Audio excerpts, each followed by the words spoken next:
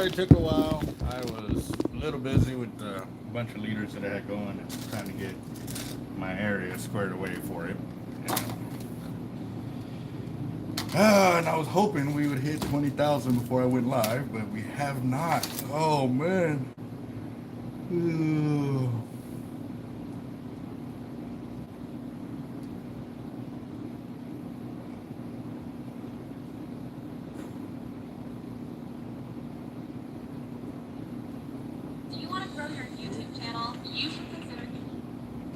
Oh man, damn! All of y'all were already on there. Oh, okay. Waiting for dinner. What's up, 20K? Ray, how y'all doing? Is there any way I can leave like a little before 8 because I have to go pick up something at Sally's across the street and they close at 8. I can leave at like 7:45, 7:50. All right.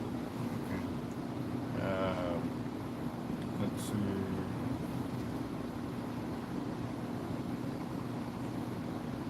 Is it all right? Oh, okay. I didn't hear you. My fault. Yeah. Let's see. Yeah, what's up, Zeke, Ken, Dan, John, Roger? Yes, sir. Well, I am here at the shop still building leaders. For some reason, it's only showing 2 of y'all are on here watching, which is impossible because there's a bunch of y'all commenting. Fishing for trophies, how you doing? And we are sitting at exactly 19,965 subs. So we got 35 more subscribers to get to 20,000. Maybe it'll happen again tonight, guys. Yep. And green LX Raptors. Yes, I do. I have 3 green LX Raptors in house right now, David. Yep. And they are the LX Raptor MC version, not just the LX Raptor but without the MC. Oh, what's up, Craig? Oh, sorry guys, my coffee's wearing off. Yep. Yep, I'm sitting here. I just ate through 1,000 1.0 double mini sleeves today. I was making a bunch. Yeah, let me give you a little idea of what's going on here. So, just dropping everything over here. Don't worry about it. We got 50 of the 3-way short big black drum leaders right there. We got 50 of the casting 135-pound redfish rigs right there. 3-way short, 50 right there. 50 of the 5-foot shark casting leaders. 50 of the 4-foot shark casting leaders, and 50 of the double drop snapper loop end leaders right there. Those are all mono. So what I got to build now is 50 of the double drop snapper rigs with Dakota cable drops. Before the coronavirus, when we had a great hookup on cable, we used to make the whole leader out of Dakota cable. However, with the coronavirus and taking out a bunch of companies, we also had to adapt and overcome on the price hike of Dakota cable. So now we just do the drop sections in Dakota cable and the rest in mono to keep our prices reasonable for our customers. So, John said, "What's up?" I guess he saw you. Yeah, you can kind of see because of the angle that I got the camera at and stuff. So. Jeremy, what's up? CJ. Yeah, double shot of espresso, that's for sure. So, yeah, I went back there yesterday to go get some coffee, and I guess y'all drank it. So, there's no more creamer either. Yeah, I used the last bit of it last night for my coffee. But I got 50 of the double drops. Oh, remember we got some built on the back. That's what I got. But that's all I got to build to finish off the order of all the leaders, and I think that's the only one that has leaders. Everything else is regular weights. As soon as I get done with this, I'll start bringing in the weights, and I'll start cleaning and getting caught up with you also. That way we can find out exactly where we're at and what we have. I think the only thing really I got to double check because see if we had the 4 surf weights because I the ones we had were 330 seconds, 4 surf weights. What do you mean? 4 ounce surf weights. Uh-huh. Oh, that got to pour out or what? No, we thought we had it, but it was 330 seconds. Oh, So, I mean, that ain't nothing to pour real quick. okay. How late you staying today? About another 2 minutes. I just eat, dude. All right. And But I'll be here in the morning, that's for sure, early. Ain't no less than but all right. And how do you know how much more y'all got to pour to have it all poured out?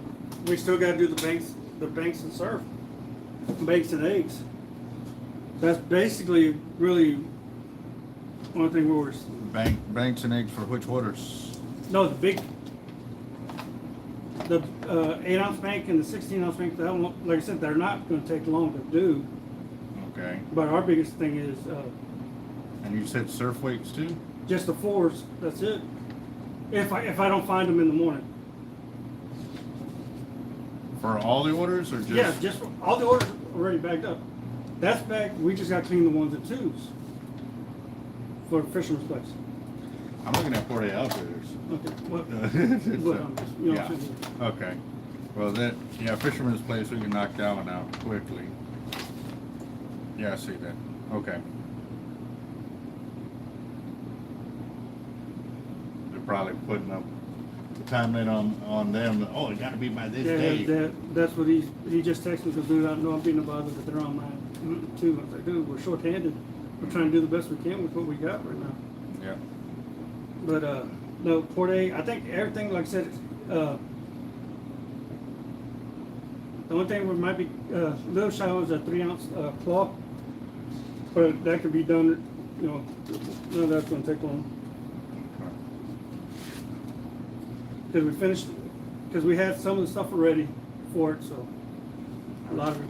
Well, before I leave, I'm hoping I can have all these double drop snapper rigs done, so that way in the morning, all I have to do is concentrate on helping y'all clean weights and stuff like that. And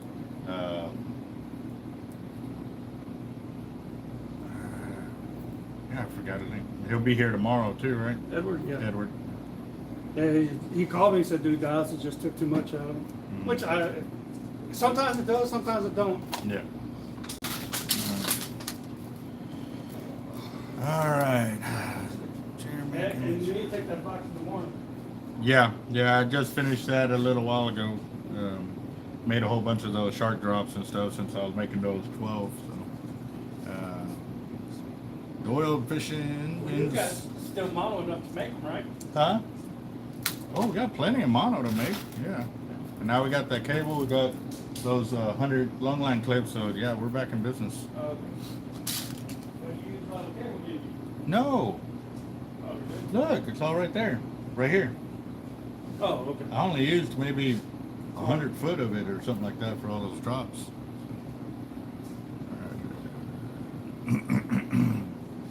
Yep. All right. Yes, we are excited to see our growth as well, guys. Sorry, Jeff's getting ready to leave, so I kind of had to touch base with him so I know what's going on in the back. I've been trying to get back there all week. I wanted to start pouring weights Monday, but after looking at the order and seeing what we had up on our wall, I didn't want to pull everything from our shelves and be completely out, so I had to stand behind and make a bunch of liters and stuff like that. So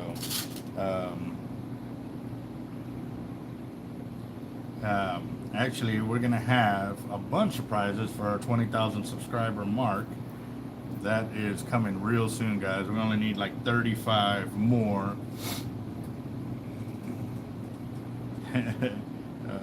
subscribers to get there, and then once we do, we're gonna... I was hoping to go live today with the channel and start selecting, but it looks like we're gonna have to wait another day or two. Is what it's looking like. Come on, guys! 35 subs. I'm completely blown away that we didn't get it between last night and today. I was like, wow, we'll get it.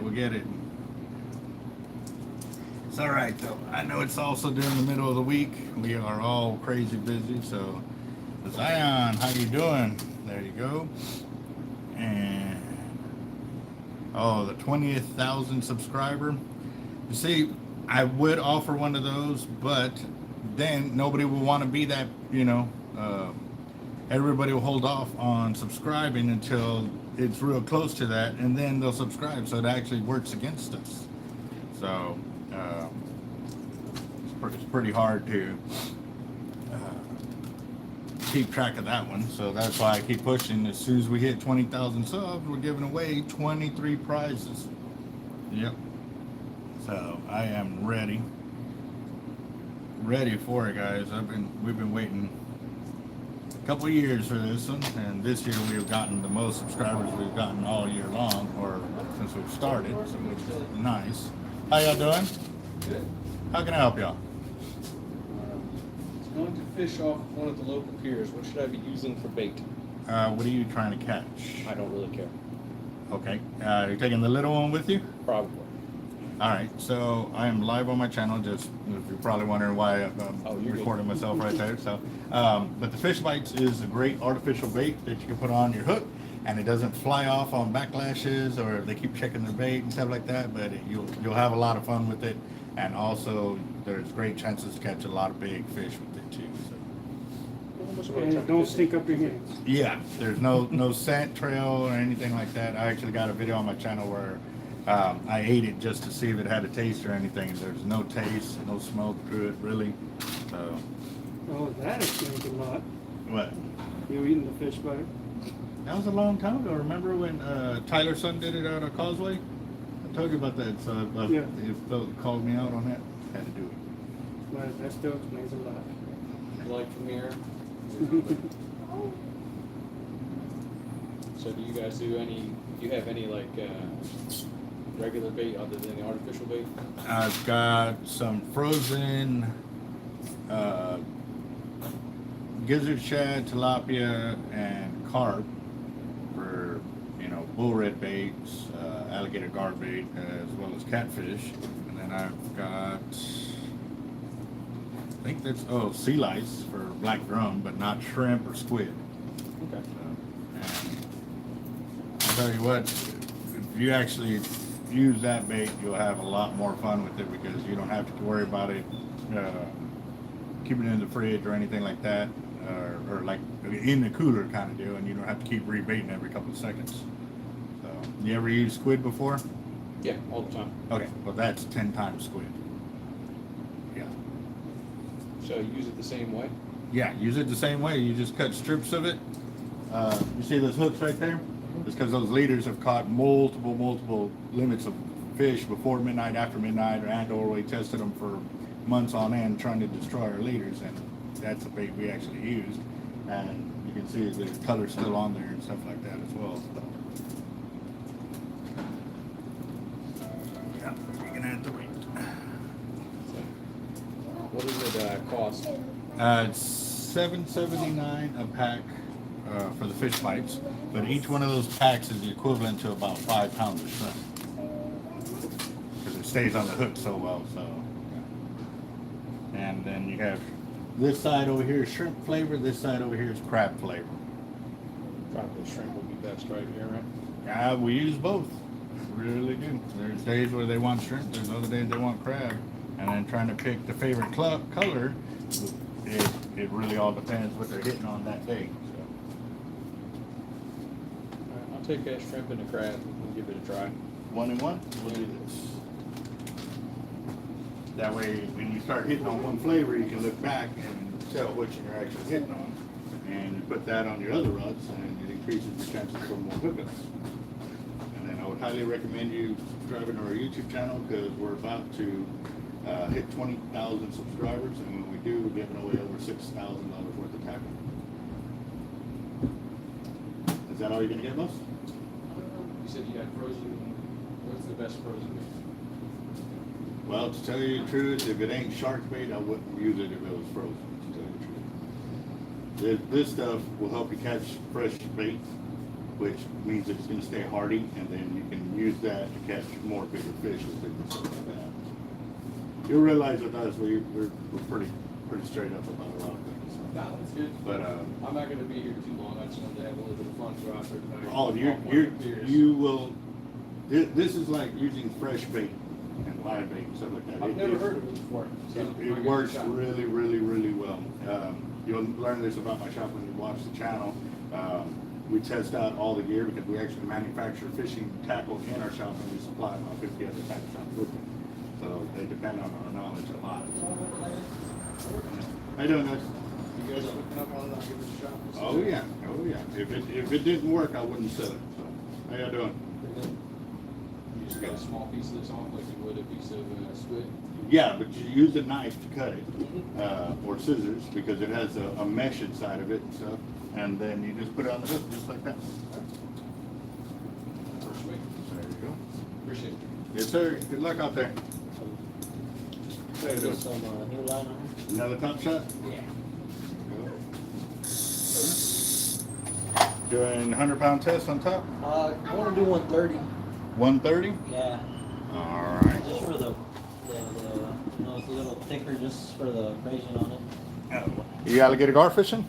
Nah, but I've noticed like where I've been throwing like some parts of that coal park and stuff. Uh-huh. There's like stuff in there that I'll start getting like little Nicks on the yeah, line and stuff like that? Yeah. At Copart? Yeah.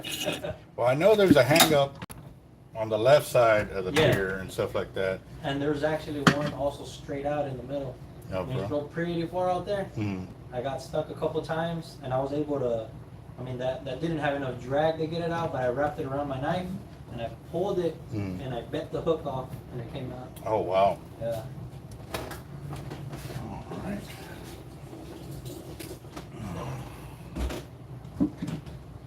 Let's see.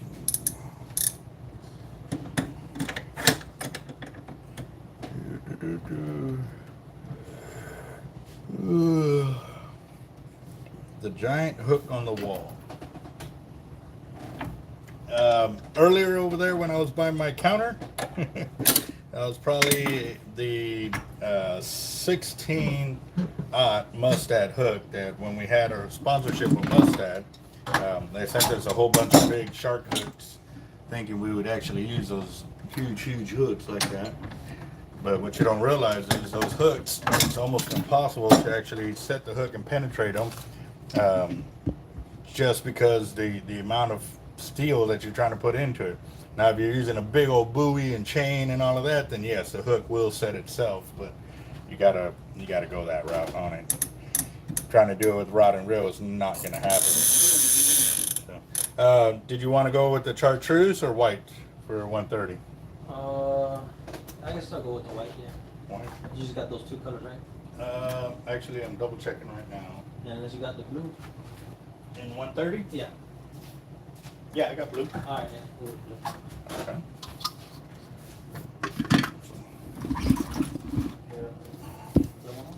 So right here we're using the 16 strand of the Cortland. Splice in and top shot it. Let's see.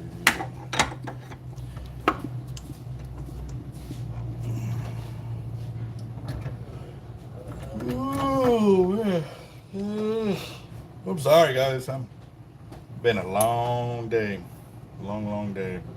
I have crimped out almost 4,000 crimps in the last 2 days, building the leaders that we need for these orders. Between all those leaders I showed you, yeah, it's been quite a feat, and I'm still rocking and rolling. So, oh, nice, very nice. Ooh, well, Mark, I need more info as to how do you plan on fishing that reel.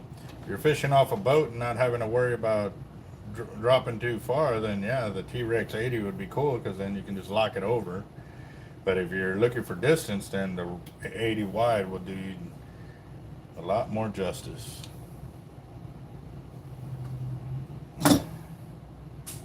Omero, what's up? Yes, I do. I need more coffee, but we ran out of.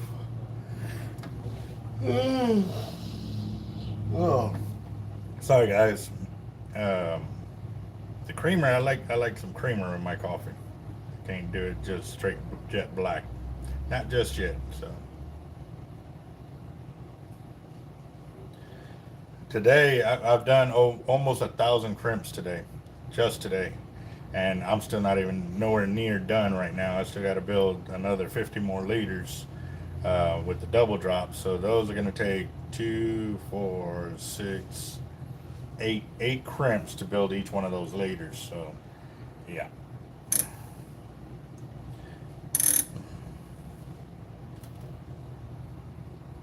Actually, yeah, no, this AC doesn't work. It started crapping out and I haven't gotten it replaced.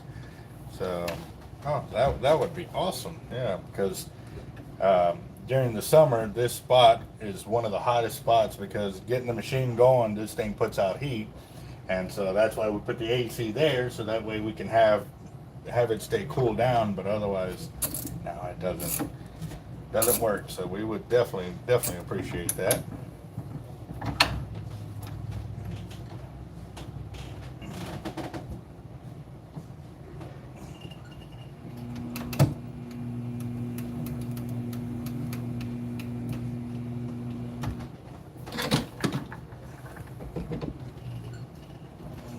Yep, we got about 35 more subs to get to our 20,000 subscriber mark. I am so excited, guys, to hit 20,000. That's going to be so awesome.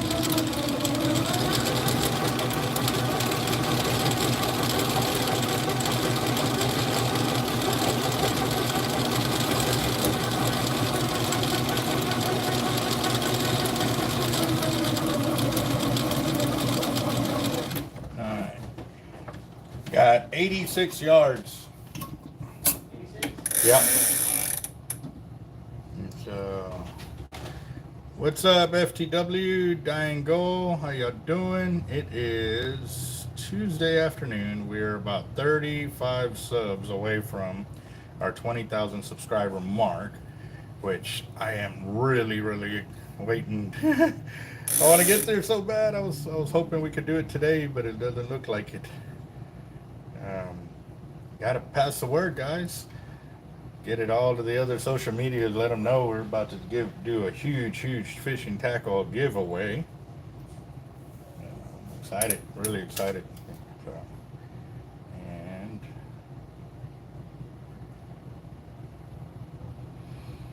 and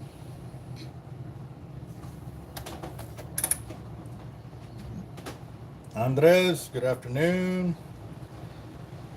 And ASMR is something having to do with, everybody keeps saying it, but I keep forgetting what it means. And so, but I know, I always see some big YouTube videos that have a lot of repetitious stuff, like cutting soap or just destroying stuff. It just gets people to want to watch and stuff like that. So that's why I do a lot of my schooling videos with that title, and or on the videos where I'm just doing a lot of the same thing over and over again, because it kind of does that. But yeah, those are some of the bigger hooks right there.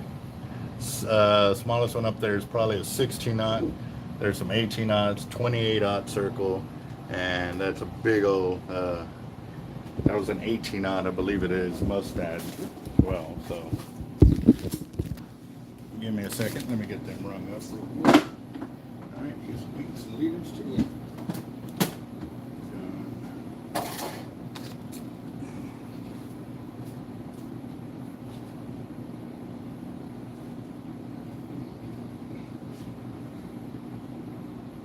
How many yards did it take? 86? 87.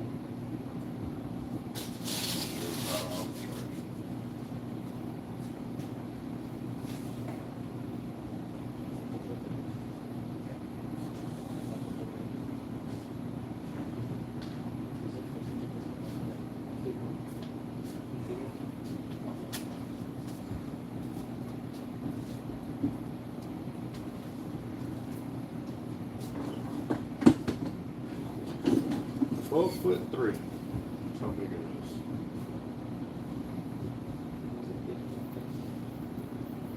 It's also the same shark that came out on the Averroe catalog. You can see it right there where the green line is at on the floor in the case. Yeah, there's the Averroe catalog where it came out on the cover. not my biggest, but probably one of my most famous sharks. Come on, let's take it in. 35 minutes. Yeah.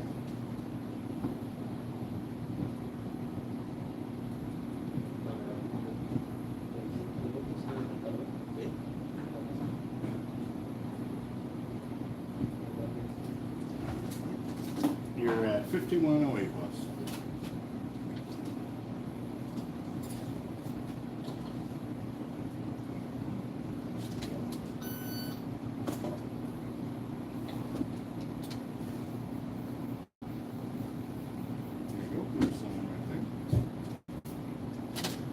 I heard they've been catching quite a bit of bull reds over there at Cole Park and some big old black drum as well. Yeah. 40. There was one guy. What did he get? 40. 48. Black drum or redfish? Red. Nice. Pretty big. We don't have no papers, so it's email, text, or no receipt. Oh. You need a bag or you good? No, I'm good. Okay.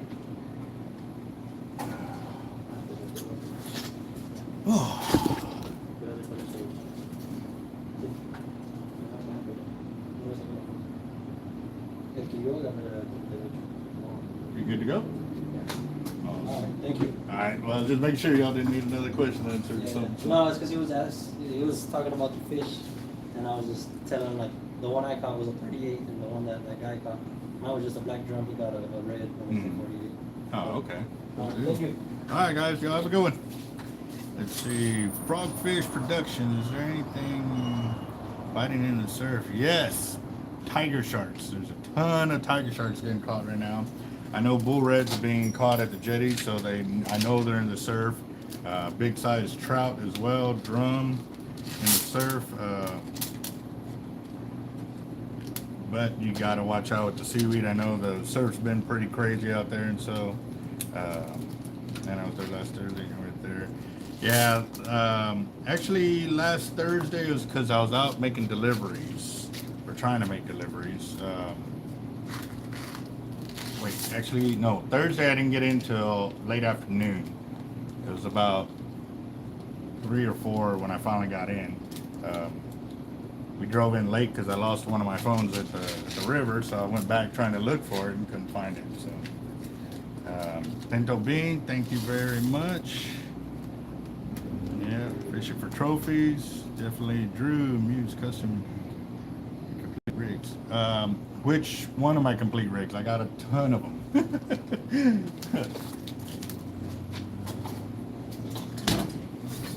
All right, guys. So for those of y'all that are new to the channel, I'll do a little walkthrough of my shop. I'll show you a bunch of leaders, and right now we're missing a bunch because, like I said, we've been shorthanded, and so now I'm staying late to make up. These are our trout and flounder rigs right there, and as you can tell, this is normally the way I like to keep them set up.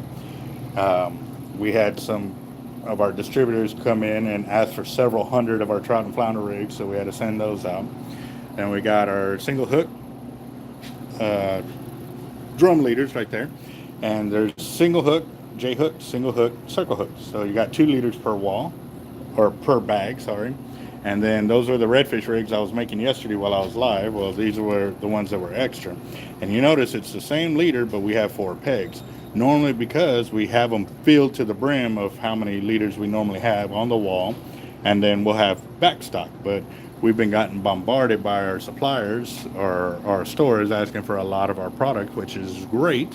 And then we got our improved double drop drum rigs right here, our regular double drop drum rigs right there, Jack Crevalle leaders right there, snapper above it, and even on our snapper rigs you got 3-way short, our casting, and then normally it's the 3-way longs. So as we're stocking up, we're building and building and building. It's just right now I'm concentrating on these orders. Normally this wall right here is for all our pompano rigs. This will also have our 3-way longs, 3-way shorts, and our casting rigs for the redfish. Right there's the shorts, you'll have long and then casting. And then of course our weights, we are restocking that as well. All the bins were completely full like that last week, but pulling for the orders that we got going out this week, we're doing that. Our egg weights, our coins, our pairs are all going like crazy as well. surf weights. Remember, all of that was completely full. Well, it's empty again, and we're restocking it. Guys are really putting forth the effort to try to get the stock back up.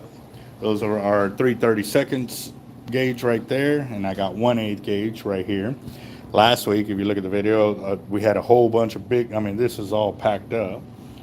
And then y'all saw all the leaders I built last week? Well, they're all gone.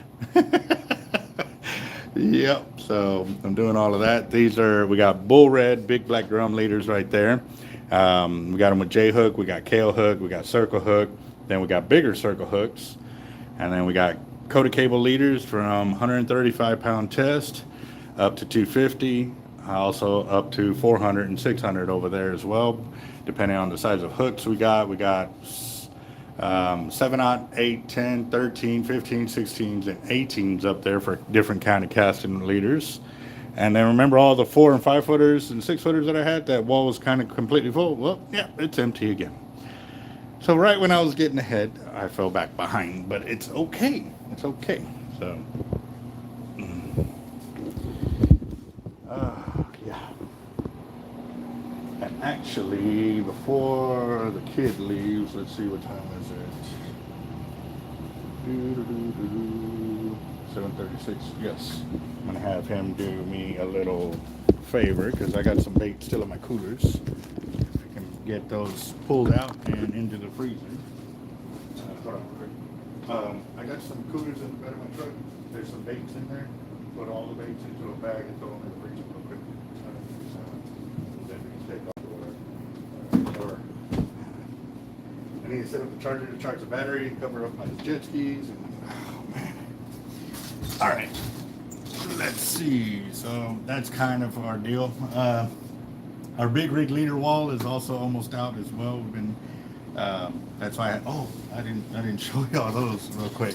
Our big shark leader, I had to stop and build a whole bunch of them because we had some bigger hooks that we were completely sold out of. So all those big black hooks right there. I just built all of those today, and there was another of 12 of them that went out for a customer or customers, a couple of them right there. This all was full, is now empty. And yeah, and stickers, we do have the Gator Spoons. We're waiting on some more to come in. We got another order going out. There's our shirts right there. We've got hoodies. We got our coffee over there in the back corner. Got more hoodies right there, different kind of shirts. And our wall of stickers, a wall of fun. We got our Team Hard Life stickers right there. And the smallest hook we sell is probably up on this wall over here. It's itty bitty ones right there. But those are some special kind of hooks with a little weed guard on them and stuff like that. Yeah, those are probably the smallest ones right there. But you know, we got our shark stickers and stuff, and even then too, all of this wall is empty right now. I was reclaiming the hangers for other stuff like that. And yes, we got some XL long sleeves in stock. I don't know what colors we have immediately right now, kind of away from where they're at and stuff like that, but yeah. What's up, Mama? Javier? And actually, as for requirements, just a willingness to work and learn and apply yourself. You know, coming in not knowing anything about fishing is fine by me because I'm going to teach you everything you need to know. For us here, I'd rather kind of have that because a lot of people that already fish like crazy and stuff like that sometimes are set in their ways, and it's hard to break bad habits if they have them. Not saying everybody does, it's just it does make it a bit hard when you know they're used to building tackle their way and stuff like that, when we discovered a lot of things that we can improve ourselves with, and that's what we definitely try to do, is help our workers improve their speed at which they build and the quality of which they put their gear out at and stuff like that. So oh yeah, no, when you're working, we're having fun. It's really hard not to have fun with the guys.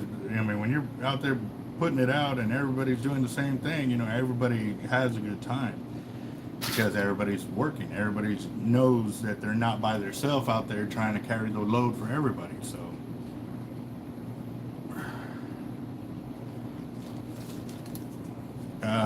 last Thursday morning would more than likely be Jeff. He'd be the only one that talks to our customers, unless we had Captain Eric or some of the other guys that I allow talk to my customers up here if they're up here.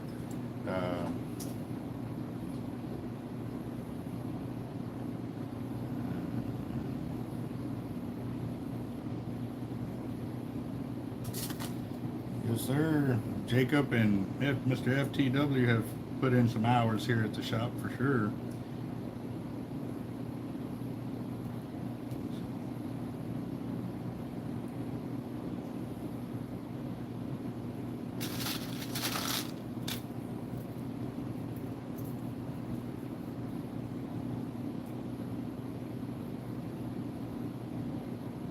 Awesome.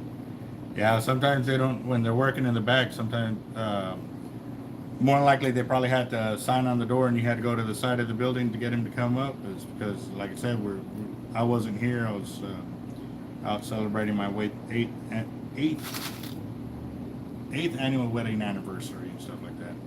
Sorry, I had to think it back a little bit and stuff like that. We are out of Corpus Christi, Texas, 1902 South Padre Island Drive, Suite A, Corpus Christi, 78416. We are right off the feeder road. If you're heading north on SPID, you exit Greenwood and we're right there on the feeder road. If you hit Greenwood, you've gone too far. Heading north. If you're heading south, then best deal to do is to go to Ayers and do the U-turn and come back along the feeder road and you'll find us right there. So, yes, sir.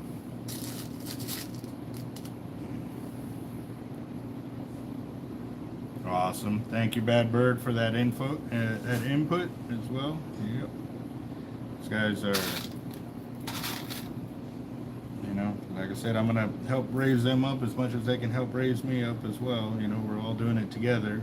We all want to succeed and be successful at it. So definitely.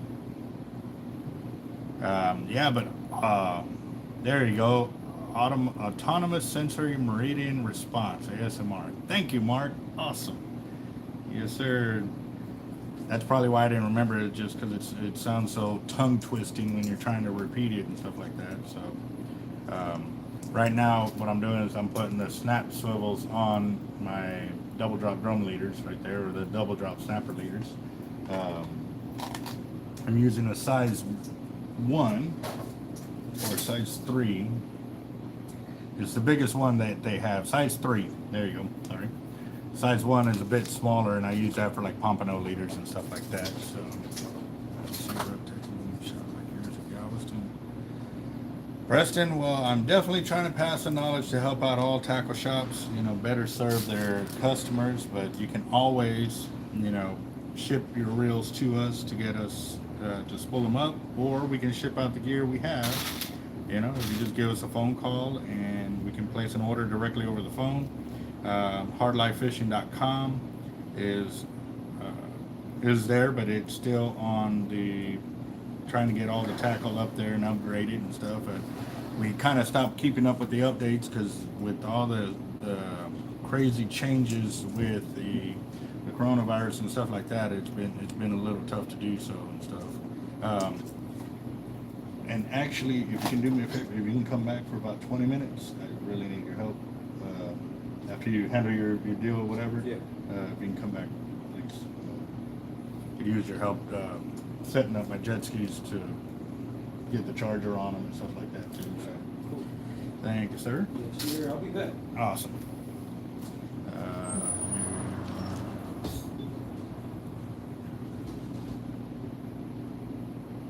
Do y'all have any more Team Hard Life friends? Okay. I don't know if we have in France. That's probably a good one right there. How many raids do I do in a day? That all depends. It really does. Normally what I like to do is I don't build one leader at a time. I do it in a step-by-step process. So like right now, what I'm doing is I'm doing the snap swivel on the bottom on the weight, and then next I'll come and slip the sleeves, the beads, and everything else that I need for everything on in the middle, and then I'll close it out at the same time. But right now, all I'm doing is the snap swivel. So I've got that many done, and I'm gonna keep going until I finish off this bundle right here, and then I'll go to the next step. So it all depends. These leaders take a lot more time and effort because there's so many moving parts on it. However, the 3-way mono rigs that I did, I actually did 200 of those leaders because I needed 100 bags.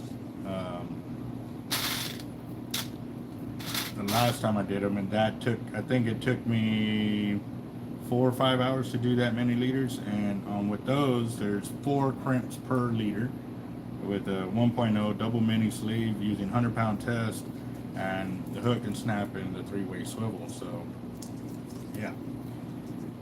So, but the beautiful thing about that, with mono, I only have to crimp it once in the middle. However, when I'm crimping up the cable leaders, I actually have to crimp all the way across the crimp.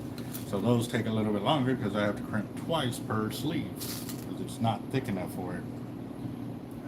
Yes, we got more Team Hard Life rods coming in, and we're definitely getting our customers. We've had a few stop by after getting a phone call or even coming to check up over here, and they're getting their rods, which is great news for us because we are finally seeing a bunch of light at the end of this tunnel. Man, it was long and hard, but I'm really grateful for all those that stuck with us after we got knocked down to the dirt. We got hit hard, and I'm really grateful for those of y'all that did stick with us and allow us to complete out your rod builds and stuff like that. So definitely exciting because now too, the rod builders that we have working with us are really starting to let their artistic touches come into play and stuff. So they're throwing a little bit more flair on the rods and stuff, which a lot of the guys are like, man, that looks really nice. So it's a good thing, guys. You may not have gotten your rod right then and there, but you are definitely getting the upgraded gear and all of that. The prices of the rods have gone through, they've jumped up dramatically with the prices of parts and stuff. But like I said, a lot of this, when it came down, I ordered all these parts and we were sitting on them for a while, and then I thought I was having to reorder, and they were like, no, you're actually still good for like another 20, 30 more rods. And that was my plan, was to get that far ahead. So here in the next probably 2 to 3 weeks, we should have rods in stock for Team Hard Life rods that aren't already. A lot of guys that have been coming in the shop, we've been having to tell them that the rods belong to customers that are waiting or have been waiting for them, and we're holding on to them until they come pick them up. And so, but it does give them an idea of what the rods would look like when they do come in. So it has helped us because before we didn't have anything. We didn't have nothing to show them, and that really put a hurting on ourselves. But now that we have these rods that our customers are waiting to come pick up, have really given us something to show the new potential customers. So definitely cool. Look like a bunch of reels to spool there to help a stack of davits. Yes, actually, the stack of avits in the counter, those are available for sale. The ones that were off to the side on the rods and or on the wall, that's actually my personal collection right there. So yes, whatever. See, our prizes are there, guys. If you decide, like you say you win a reel and you say, you know what, I got enough reels, I want a rod, by all means, that's fine. We threw this out there so we had a foundation at which to start our giveaways for our 20,000 subscriber mark, guys. That's the whole reason we did it, and all of our drawings have been set up that way. Even though we set it up for an MXL, if you want to buy an LX, pay the difference. If there is a difference, if not, then you have a credit and then you can use it on something else. So definitely, we are open to all kinds of, it's in-store credit, basically, is what it boils down to for y'all guys. Whatever you do win. Obviously, the custom wallets, the custom knives, if you win one of those guys, you gotta kind of stick with them. Now, if you win the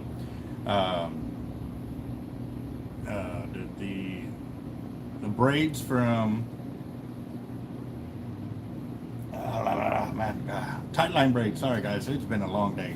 So obviously the spools of braid that came in from Tightline, if you win those are kind of what you're stuck with, or the Cortland braid, because those are spools that are donated to us specifically for these giveaways. Now the Team Hard Life rods and the Avets, those are something that are coming from us here, so we can trade them out or vice versa or whatever. That's fine. If you want a rod and you'd rather have a reel, we can work that angle. So those are the ones that we can really do. But like I said, when it comes to sponsors giving us certain prizes and stuff like that, we got to give those prizes out. There's not really much we can do. Now, if you want to add more line, well then yeah, you just pay the difference. If you have a reel that needs 500 yards and you win 300 yards, then you just pay for the 200-yard difference, and we will get that set up. So that's where we can work those angles and stuff like that, because all the spools have 300 yards of whatever test line it is for those drawings and stuff like that. The Gator Spoons is another one. They have allowed us to do 4 prize packs, where the winners will get to pick what size, weight, or what ounce of lure that they want, anywhere from 1 ounce to 3 ounce. So if you have some 1.5, 2s, or 3s, or one of each, it don't matter on the customer. They can pick and choose, or they can go with all nothing but 3s or all nothing but 2s. However they want to win those prizes, those are the only prizes that I can't really, like I said, move about other than those parameters right there and stuff. So there you go.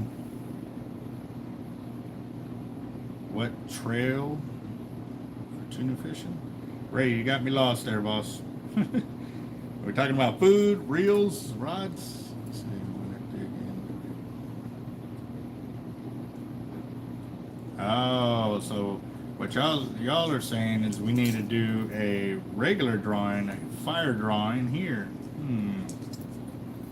That was kind of one of the deals why we did that big one, to end them on. That way we can restart them. It's just right now with all the amount of work been doing with this, I haven't really had a chance to sit there and set it up to, because once I start doing that, I got to focus on that, because the money starts rolling in, then I got to start sending out pictures and confirming tickets and stuff like that. But we are going to have one before the week is out, besides our 20K giveaway. Yep. Okay, for big tuna, you can do HXW Raptors. I've done some big ones, 50s, 30s, the 80s. Where are you going to be going for big tuna out of, Ray?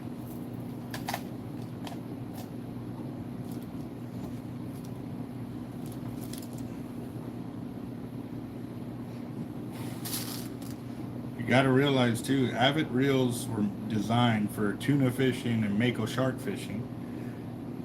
Big fish caught on small reels is basically their whole idea. Is they wanted reels with a lot of strength on them, and that's why they've been really successful at it. So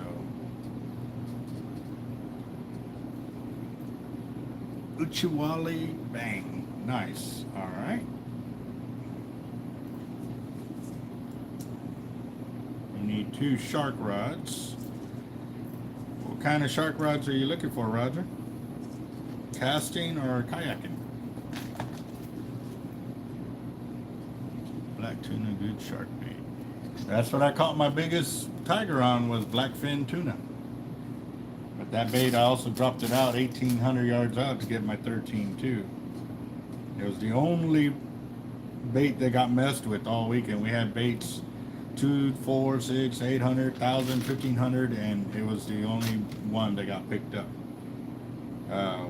We did get some stingrays on the closer baits and stuff like that. We were shooting for small shark and or bull reds, and big stingrays got it instead. So do you know how to set up a battery charger for that, for the jet skis? No, not the jet skis. Okay, well there's a extension cord right there in that spare room. Yeah. Take that out. We'll clock back in first. Okay. Yep. And then we need to get it set up so we could do the trickle charge for the jet ski, because one of the batteries is dead on them. So since one's dead, I'll go ahead and charge them both up just to make sure we are good to go. Yeah. And then what I'd like to do is put the covers on them and stuff like that. So I'll be right out there. Yeah. All right. Let's see, Cash App is closed. PayPal, Venmo, I have to start over. Cash App, it was hacked. Oh man. And that's because I just tried, I think it was last night or this morning, of redoing the,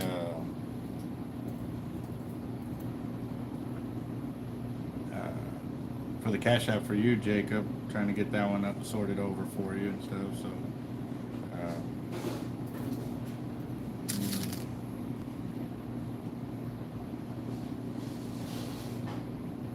Oh, you only got to run, you didn't catch it?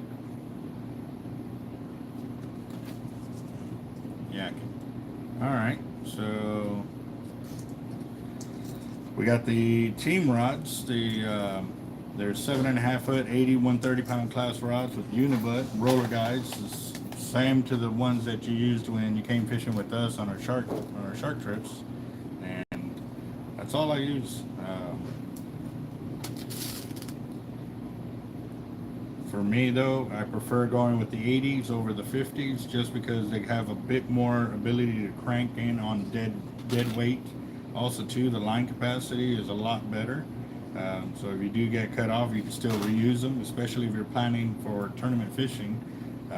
You will get cut off. You saw it happen to us, and we were able to keep running even with the amount of cutoffs we did get. You know, you just got to make sure you have enough leaders. Oh man, you keep that. Sounds like our alligator gar fishing trips over here, man. They go to running, and right when we're about to set the hook, and I stopped saying it now because every time I said, well, I'm about to set the hook on the next one, I engage it, waiting for them to pull the line, and nope, they're gone. So yeah. What's up, Gerald? How you doing? See a lot of new names on here today, guys. Thank you very much for chiming in. We are almost to our 20,000 subscriber mark giveaway, guys. Y'all still have time to get your comments in there. We are giving away over $6,000 worth of tackle. It is going to be huge, guys. I'm so excited. I'm so relieved that we're finally crossing this barrier, and then we're going to start setting up for our 30K giveaway. Stay tuned for that. But what might end up happening here, guys, is I may have to get off the channel for a little bit so I can go help sort them in the back real quick, because one of our jet skis was dead. The other one of the batteries was dead on one of the jet skis, so I figured might as well go ahead and charge them both up, you know what I mean? So I bought me a battery charger, and definitely want to get that set. Or actually, if y'all don't mind standing by for a second, let me run out that real quick to see about this. Or actually, you know what? I'll take y'all with me real quick. So y'all can see the jet skis that I'm gonna start setting up to buying over here. Oh, and then bring the.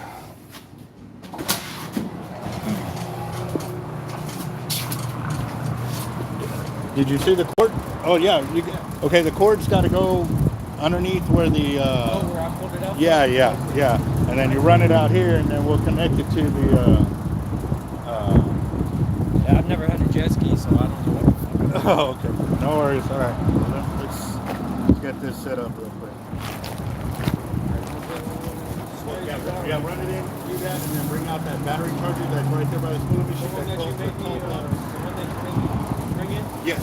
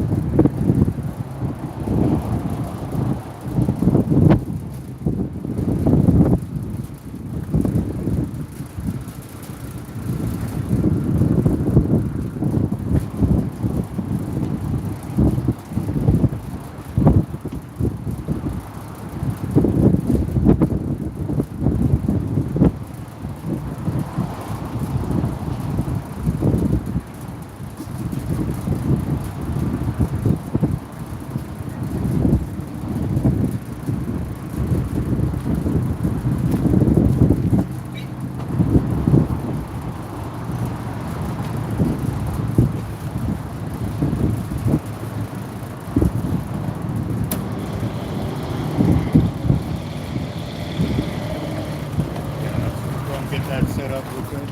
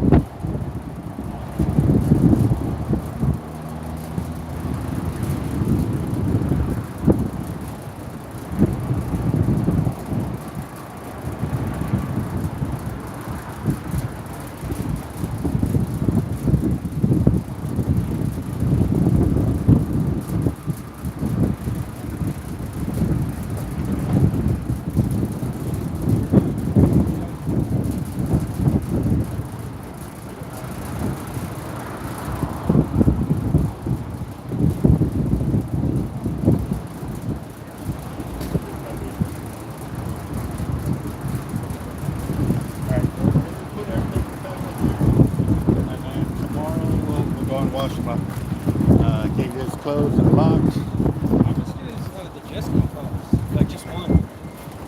Those are 34, about 18 grand a piece.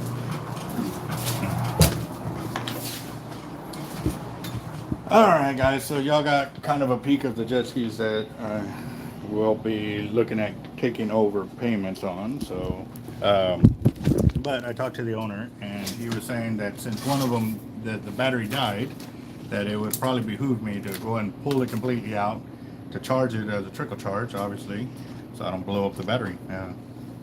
So with that in mind, knowing how much work I still got to do here, I'll go ahead and set that up for tomorrow. That way we can do it during the day when we are here. So that way if anything does go wrong, then we will go from there. All right. My short term. 4 hours. Nice. So. Anything else before I leave? No, that's it. You did lock the door and all of that? Yeah. All right. Yeah, that's it. All right. Thank you, sir. Sure, I'll see you tomorrow. Yes, sir.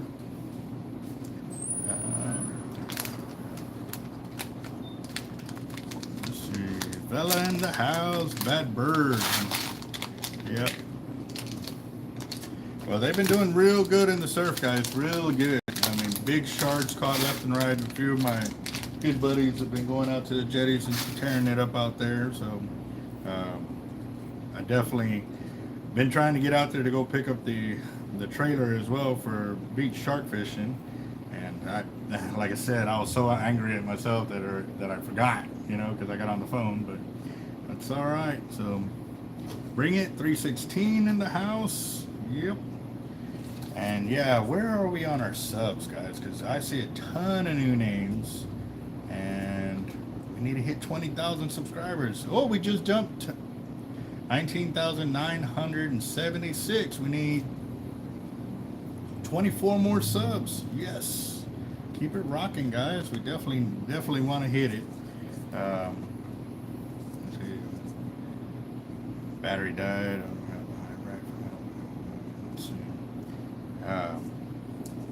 Yeah, no, me neither. I didn't have a rack for a long time, and even now I still don't have a rack. One of my subs is hooking us up by letting us use his rack because he wants to see us get out there and do some shark fishing, so I'm excited on that. But I know too, it's already 8, and I know there's probably no way I'm going to be able to finish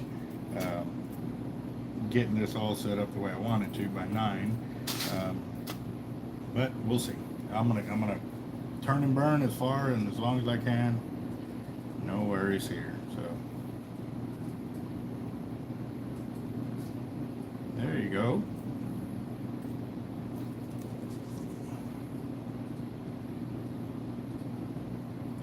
Okay. How far down did you go? And most definitely, FTW, you got to get out there and go fishing. But I know you're working like crazy right now too. So. Welcome back, John. Yep. Dangle. Hopefully my phone don't overheat again like it did yesterday. That was right when I was in the middle of explaining something like that.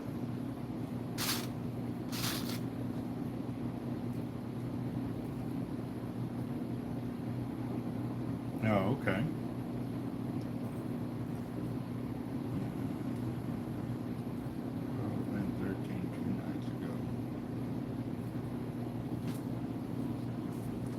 12 and 13 2 nights ago. Are you talking about the 12-footers that were caught?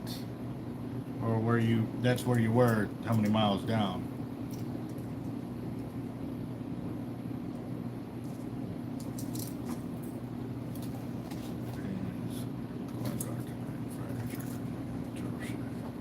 There you go.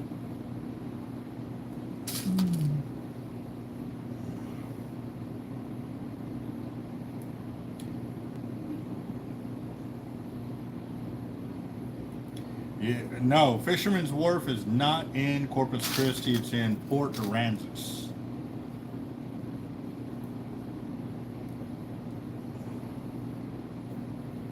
But you do go through Corpus if you're coming from one direction to get to Port A, or you can come around on the outskirts and go through Aransas Pass to go to Port A.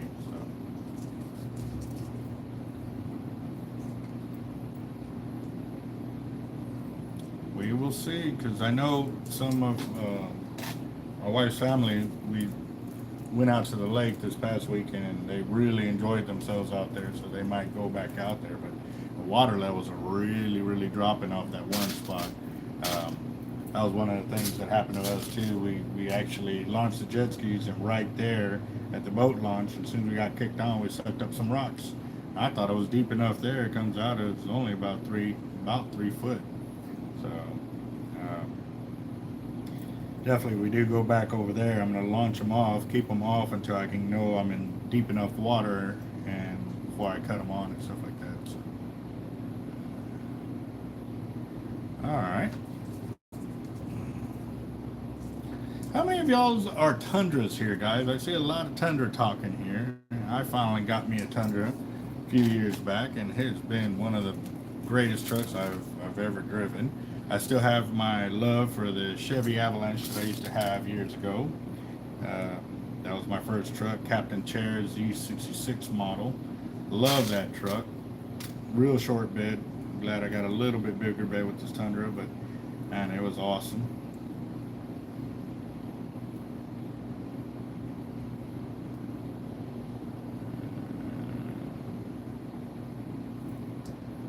Go to knot. Okay, Loving House. Go to knot for what? What are we trying to do?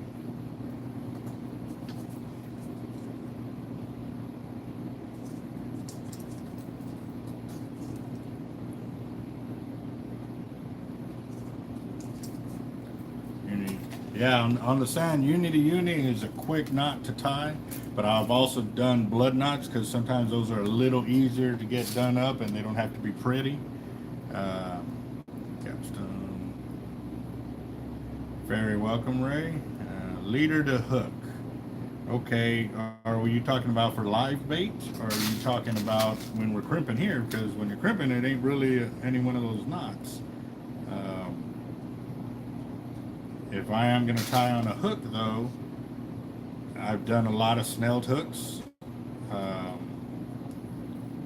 on to my leader, though, it's called a fisherman's knot. But I like that one because with braid, the hollow core braid, I can actually untie it at the end, which is nice. That means I don't have to cut my braid off right there. And it's one of the strongest knots I have fished with. I have bent out hooks, broken hooks, and stuff like that. Pulled in leader trees like crazy with that knot tied to my leader. So,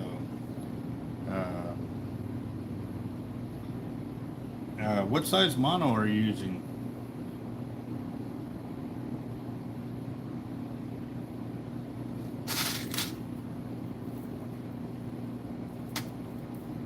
Dying Gold, you know, the dualies have a little problem on the sand too, you know, because of the weight. Just a little info you might want to watch. 30 pound. Oh, okay, so you're rolling light.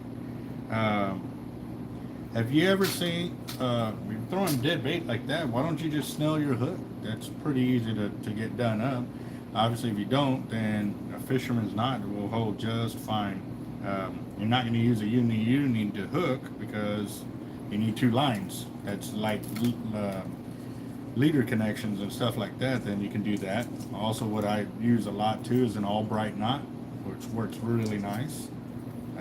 If I'm doing hollow core to mono, then I'll do a hollow core splice on one side and do a worm knot on the other, or I'll do the hollow core inside or the mono into the hollow core to do a splice like that.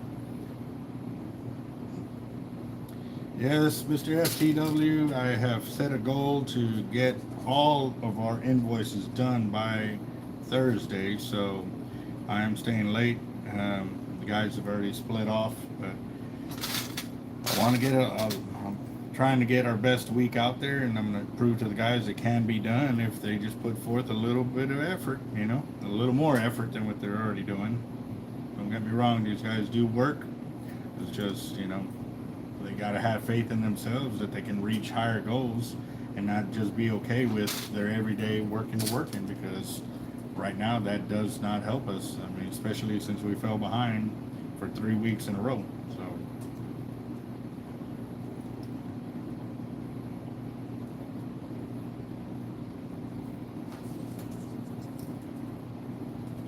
well, you can take a nice vehicle down beach. You just have to have it properly set up for taking it down beach.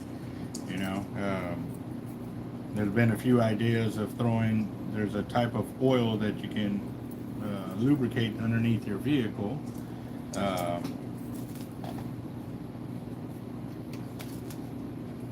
was some cottonseed oil or something like that they were talking about, which they actually prefer more over than the like Under Armour or anything like that. Mr. FTW, what is that for? Dinner. Thank you. Now you got me wondering, what am I going to do for dinner? Yeah, that made me hungry.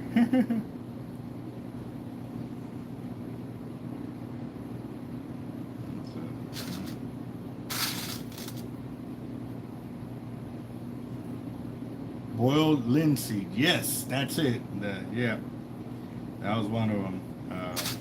The reason why they were saying to use that over like doing the undercoating, carriage undercoating and stuff like that is because when rust starts to build up under that undercarriage and your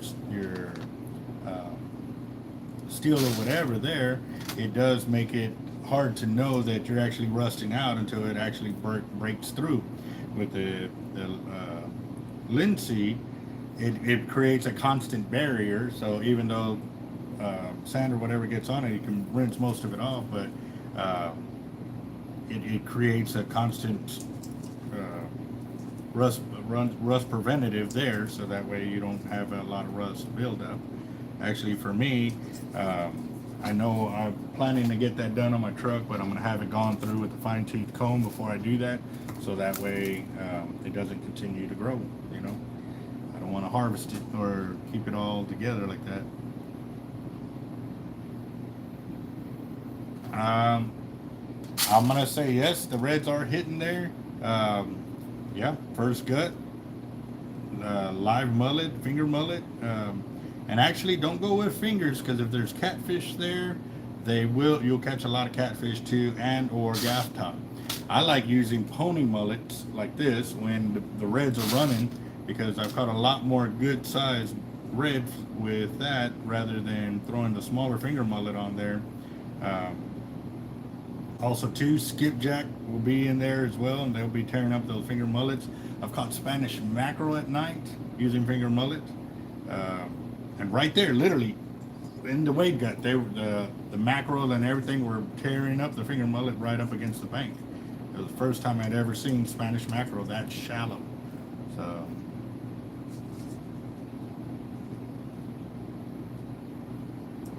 there you go. Yes, it is. It's always a losing battle, but if you don't at least try to take some kind of stand against it, you're just going to lose. At least you can prolong it, you know.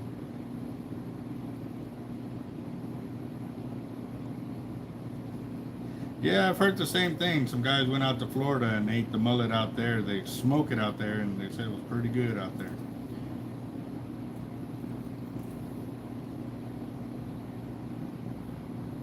Yep, always take a cast net with me, even when I'm on the jetties, because you just never know when those schools of mullet will roll through.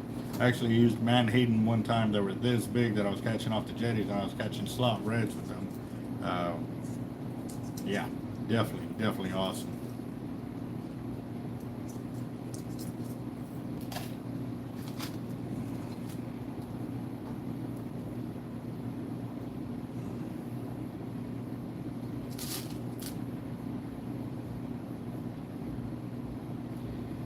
It's been like that for a long time, Preston. I've seen mullet and hardhead eat some really good fresh bait. You know, they're not all about the stinky stuff all the time. And I've seen where they've come and overloaded an area, and that's where my 3 catfish limit log has come into play. There's a lot of areas, once the catfish have dominated, really stopped fishing in that spot until I've moved over at least 50 to 100 yards out of that area to get away from them.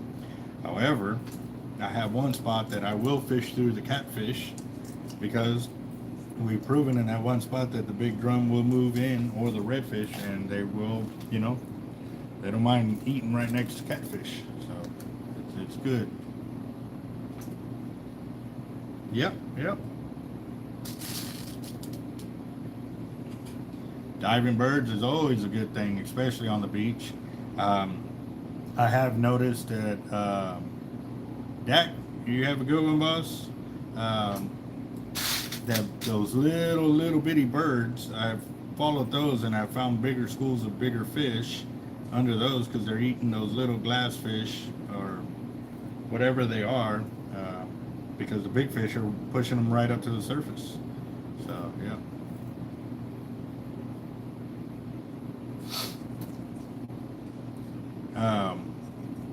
Where you been fishing at, Frog? Jeremy, you have a good one at work. Y'all be safe. Last 2, yes. So that, oh, 3. No, it is 2.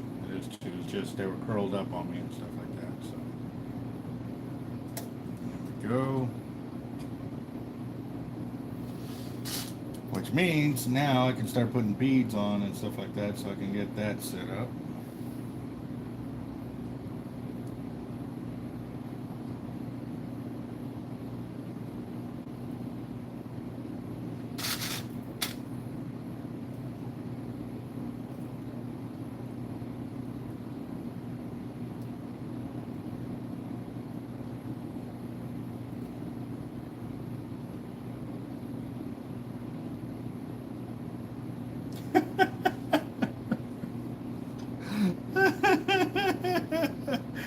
Oh man, gaff top on a 4-pound cownose. Wow, how big was that gaff top? Are you in the Star Tournament? Was it a tournament placer right there?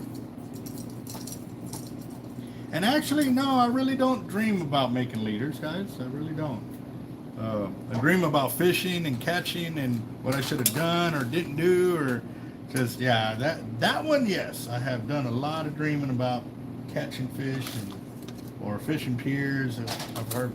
I've had crazy dreams where tsunamis are coming in, so I'm running to my kayak just so I have a fighting chance to, just use the kayak to bring me to the surface kind of deal. And I'm already kind of like pre-planning in my head, tie myself to the kayak so that way, even if I lose grip, it'll still pull me to the surface kind of deal. I've had quite a bit of them. Yep.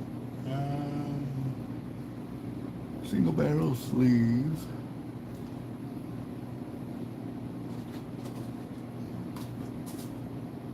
I know they're here because I'm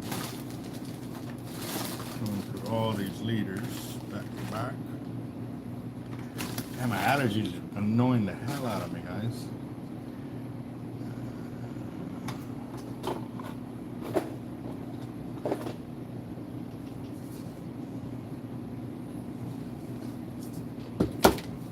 Alright guys, I gotta find my single barrel sleeves real quick. I don't know what I did with them. Give me a second.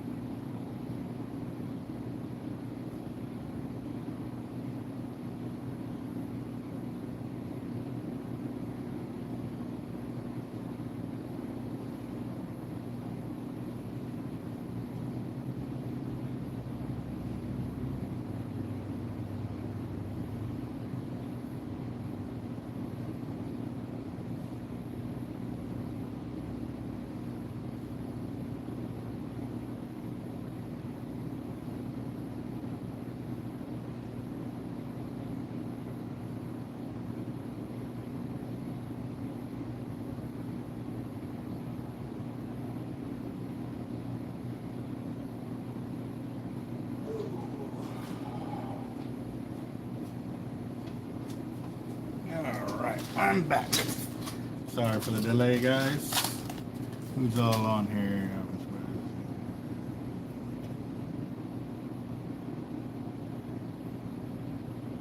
No, I didn't. And we got an M16 is what I got issued in the Marine Corps. And there was many like it, but this one was mine.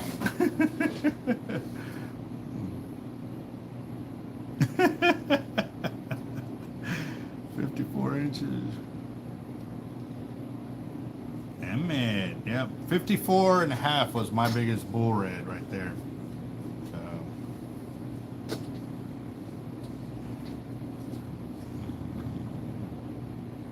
And for shark, biggest bait I ever used was about a 5-foot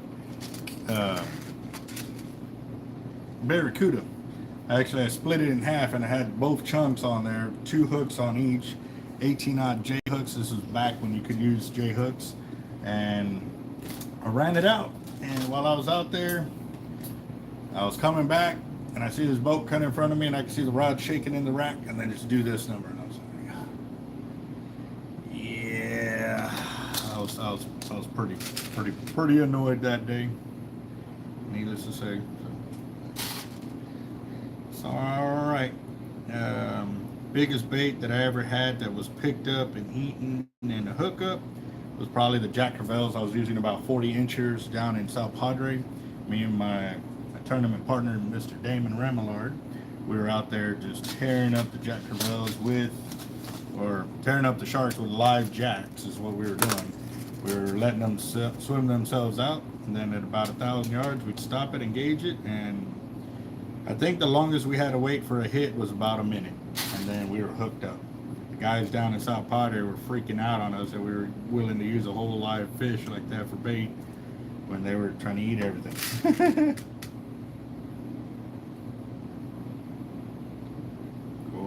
Oh man, how big is that black drum they're talking about? Because they did catch a 50-something incher at Goose Island. They got pictures of it, but they didn't get a measurement on it because they were trying to get it back in the water quickly and stuff. But it is enormous.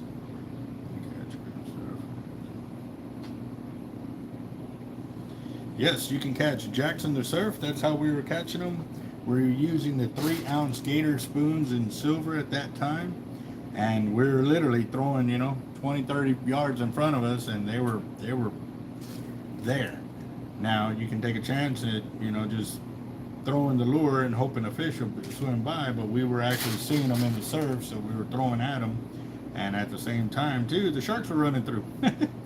Yeah, 5 foot, a couple of jacks rolled through in between me and my partner, and 5-foot shark went right between us too. So we're like, all right, yeah, maybe it's time for us to get out of here.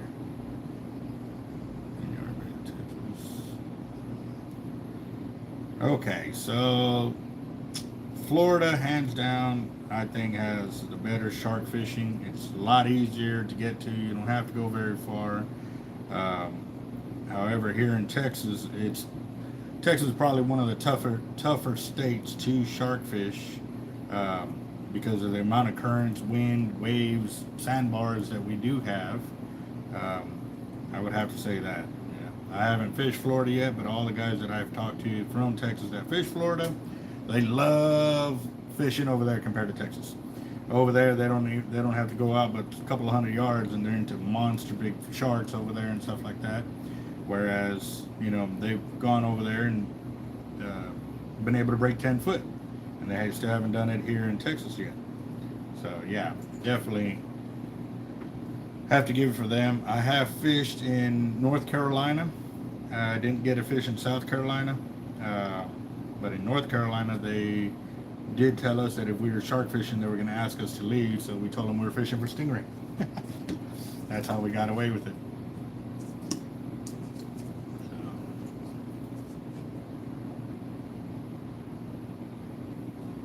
Yes sir, one of the first ones to ever do it on Bob Hall Pier.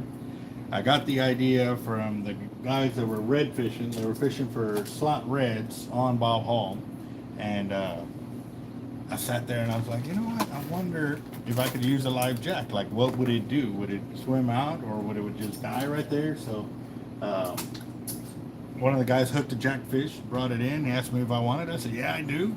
So I rigged up one J hook on it and stuff like that. This is also when I was just trying it. I didn't know any better of what I know now. And we threw it back and he took off. Started swimming off the end of the pier. So I just sat there and I let him run. I mean, he was pulling line. About 1,000 yards out was when I said, you know what, I'm gonna stop him right here. I don't know why I thought of 1,000, but it just seemed like a logical number for me. So I stopped it there. And within a few minutes, I was like, that ain't the jack. Like the jack had already gotten too tired. Then it dropped it. And I was like, okay, well, he'll come back for it. And sure enough, a couple minutes later, it picked up and dropped, picked up and dropped. And I mean, it got picked up about 4 or 5 times, maybe 6. And then finally I was like, you know what? Okay, this is eating at me. What are they doing to this jack? So I pull it in, and actually I've got one of those hooks here.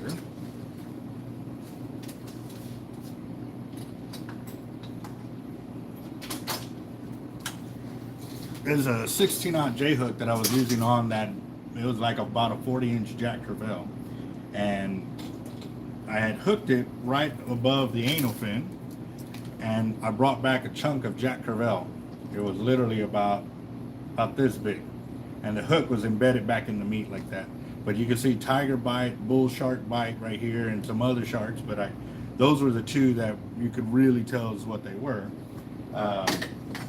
But yeah, it was the first time I'd ever tried it, and I was hooked. And even the guys that were fishing for reds, they were like, man, they're like, we'd never seen anybody try that. And I said, well, here's the first, so I did it.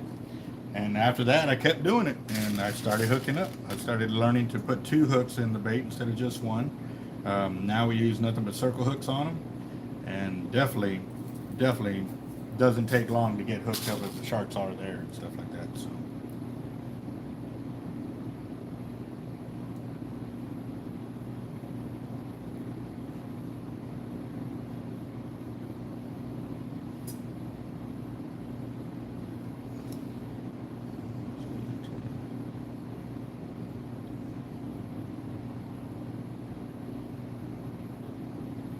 Yeah, we were just talking about trash and spots and stuff like that, man. It's sad. These guys that go out there, man, you know, because, they seen some guy, fishing there and catching or whatever, and then they just have no respect. They go out there, leave all this trash, and just think their mamas are going to go behind them and pick up all the trash. And it doesn't work like that, guys. It ain't your room. It ain't your house. You're just there to use the place for a little bit. You should clean up your mess before you leave it. I mean, and if you see other mess, hey, lend a helping hand and definitely get the trash picked up. We know a lot of it is sometimes blown in from storms and stuff like that. Just do your part and help out.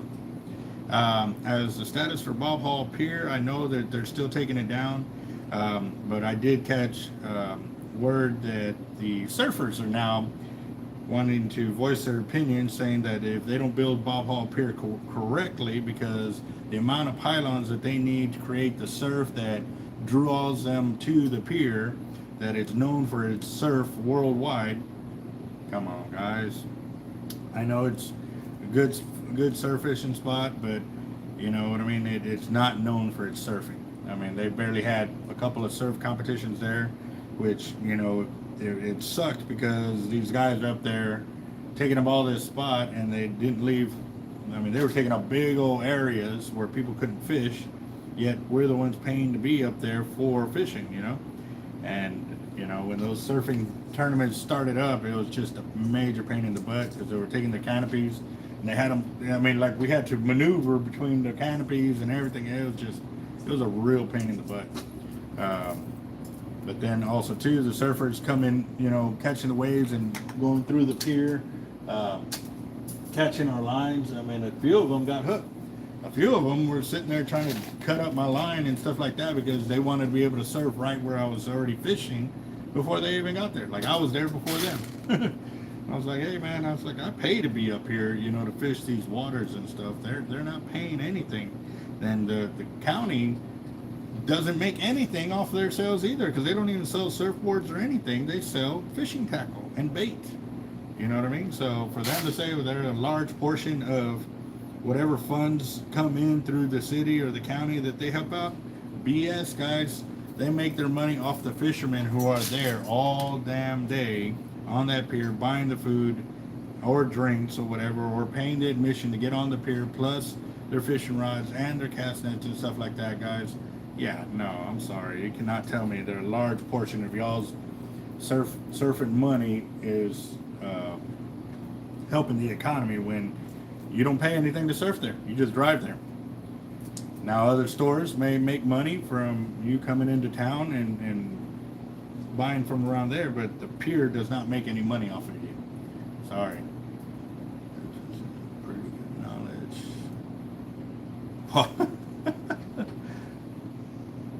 Let's see, breeds you catch.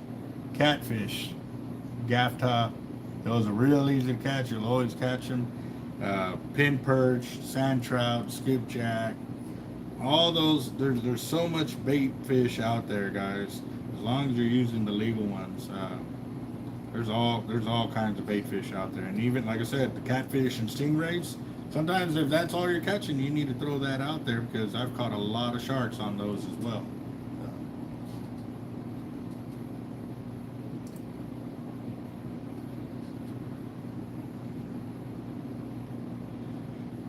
Dang, that's sad. See, I was trying to get those game camera guys that have game cams set up for fishing areas and stuff like that out of Galveston. I met them at one of the fishing expos or whatever out there, and I was in contact with them trying to get them to come and put those game cameras down here for some awesome fishing spots. That way too, it could also raise the bar of having extra cameras in those areas, and for everybody to be able to watch and ensure that, you know, hey, they would catch it on camera. Who's out there illegally dumping crap and stuff like that, and start prosecuting them. You know what I mean? But that one fell through. It never came on, so that sucks.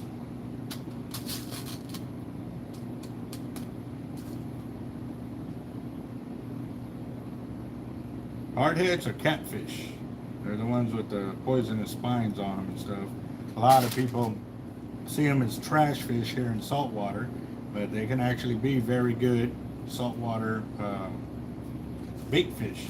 Caught cobia, caught reds, jacks, shark on them. We've even had kingfish come up and eat the catfish. So on the shark leaders, actually, I showed those a little while ago when I walked around the shop. Right now I'm trying to knock this out because I'm giving myself till about 9 o'clock before I head home. Got a bunch of these leaders I got to build, guys. But what I'll do is every time I go live, I go and go around the shop and show y'all what I have to offer for all of y'all that are new to the channel. And thank you for subscribing. We're so close to our 20,000 subscriber mark giveaway. It is awesome. And so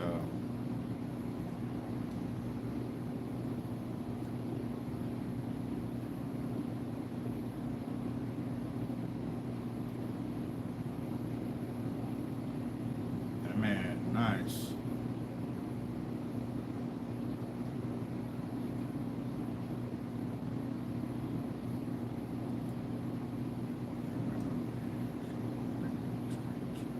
Yes, I remember those. That's what they really need to do, is just put those in areas where there's not a whole lot of fishing.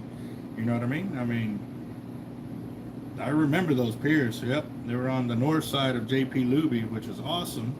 Because, like I said, that is known for surfing. Yes, by all means, there you go. Have your little surf park over there, where you don't have to worry about guys that are, you know, trying to enjoy out there being with their family and stuff like that. And, you know, we've run into some pretty bad cats out there, you know, surfers, you know, just thinking they own the water and, you know, want to get mad at fishermen for trying to fish when we paid to be out there. So.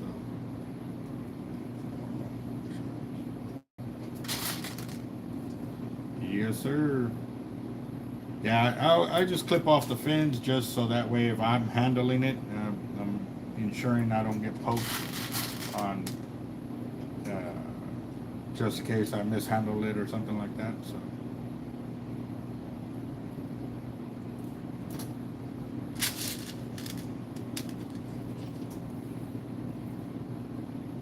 Saltwater Recon, yes, that was them. They were supposed to come down here and put some cameras up and stuff like that, and they never did. I tried multiple times to get them to return my calls and stuff, and at first they were excited, and then it kind of just got it fell off. It didn't go. So. Oh, okay, that's sweet, John. Yeah. So where we are on our subscribers, can anybody see that real quick? Have we hit 20,000 yet? That'd be nice to get it before I go home today. That would be real sweet. I definitely would crack open a beer and have one with y'all for sure.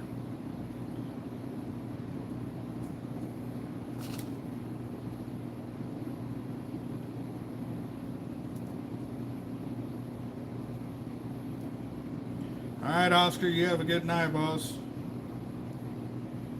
Just see 19.9. Yep. Let me see if it give me a better one real quick.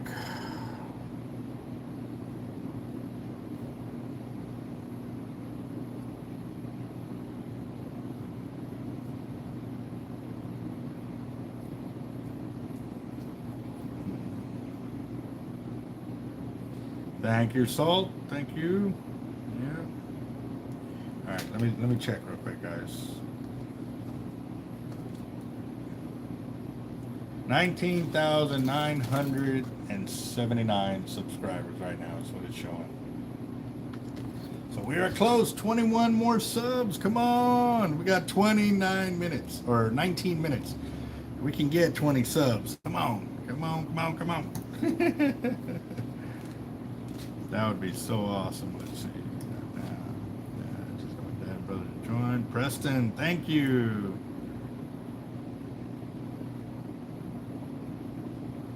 Yep, that is very true. You know what I mean? And it's just sad that, you know, they're there to protect, you know, the animals and stuff like that. Yet these guys are out there just trashing the environment. You know what I mean? And then, you know, so for them, the easiest way to deal with this is for them to just shut off those areas, and then the good fishing spots that were there can now only be accessed by water. You know what I mean? They've really killed a lot of great spots. These pigs that are out there doing this, man, it sucks.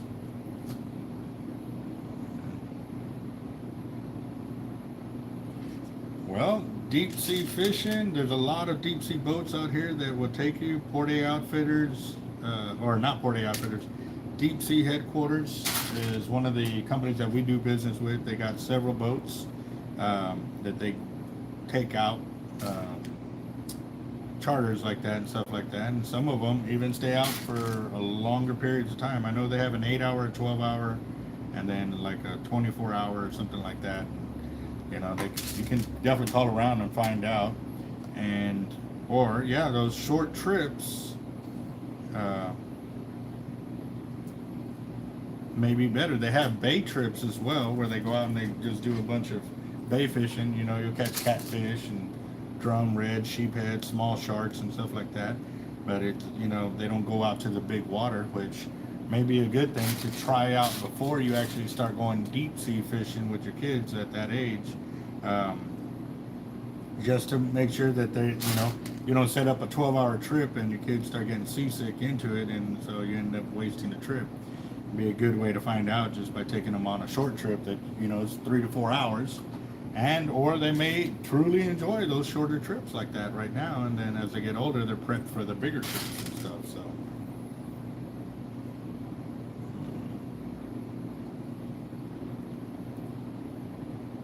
Gerald, thank you, boss. You have a good night. Like I said, I'm going to give it till about 9 o'clock. Hopefully we can hit our 20,000 before I cut out tonight. I am building my double drop drum leaders. Now I'm actually starting to add on my single barrel, my double beads, my swivel, my other single barrel right there. And actually, I'm glad I showed down because I've got double sleeves right there. Actually, I did it on both. So I got to take off this end here, so I don't have extra sleeves just sitting on my leader. Okay.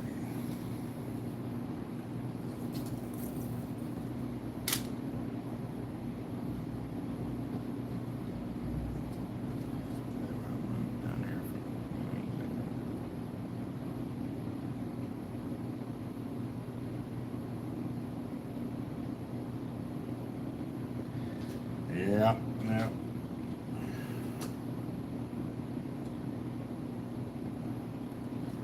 And you know what's crazy? Those are the first people to get really mad. Oh man, this is such a great spot, this and that, and they're the first ones to trash it. It is crazy, you know. Those are the ones that get so angry, you know, that I just found it. They left a big old mess there, and then they're extremely angry because it got closed off. You know what I mean? Well, you were part of the problem, guy.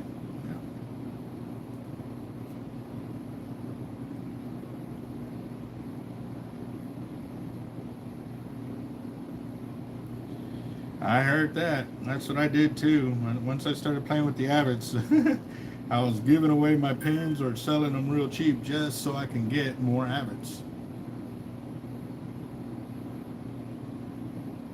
Ooh. What is going on here? I just realized I got some 1.3 millimeter double mini sleeves on here instead of the regular 1.0s. I had to take them off and backtrack on that.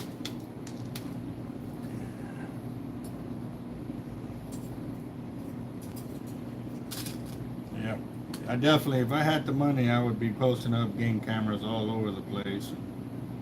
Leave it as live footage so that way everybody could have access to them and stuff like that to see when these guys are going out there and being morons, and that way they can get caught. You know what I mean? They're out there trashing our good fishing holes, and you know, they probably have zero interest in really fishing. You know, they're probably just going out there instead of just going to the dump. Dump's right there, it's free. All you gotta do is go.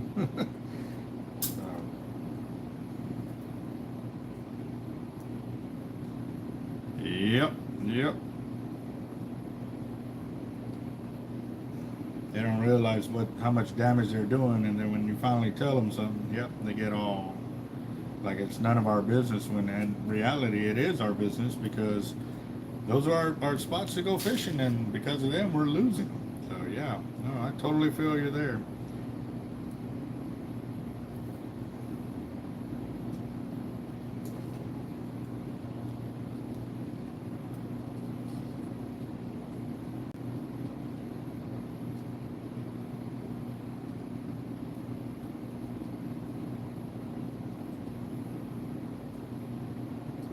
Don't disrespect the pins. Hey, I wised up. I know that I can catch a lot more fish, have a lot more fun by upgrading my gear. And I found that in Abbott's. Trust me, I was die-hard pin. Like, I had a lot of pin reels. And then after I started fishing with Abbott, you'll never see me go back to a pin. Nope. That one can carry in. Yep. Yes, sir.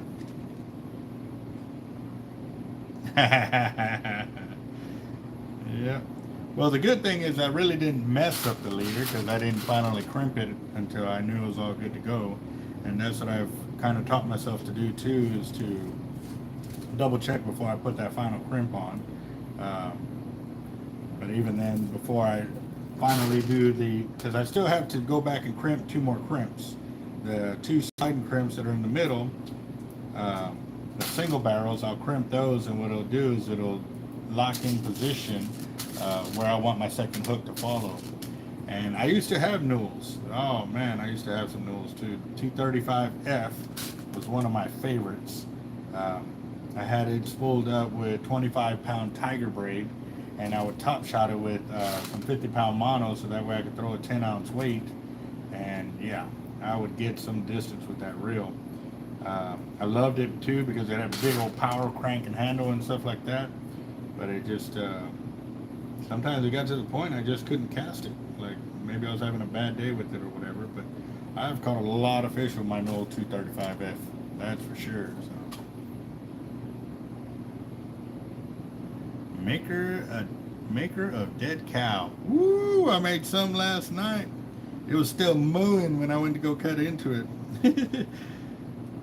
One of our neighbors joined us, and my wife tells me, well, you need to go burn her meat. I was like, man, I don't like doing that. Like, I don't, you know. And it was just, I was like, ugh. I don't like making leather.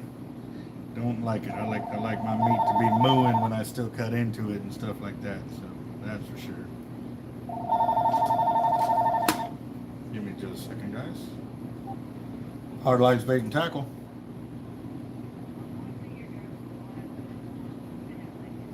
Oh, okay. Awesome. Thank you, boss. Tell who?